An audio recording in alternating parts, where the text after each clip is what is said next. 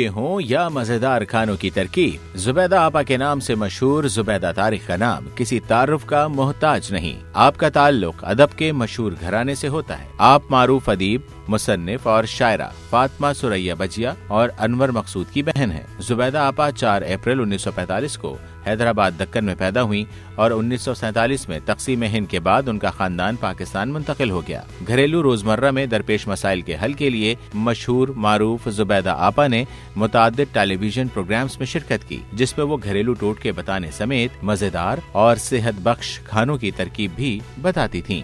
जुबैदा आपा अपने हुनर में महारत रखने की वजह से एक अहद मानी जाती हैं। जुबैदा तारिक 4 जनवरी 2018 को हरकत क़ल्ब बंद हो जाने की वजह से दुनिया फ़ानी से कूच कर गईं।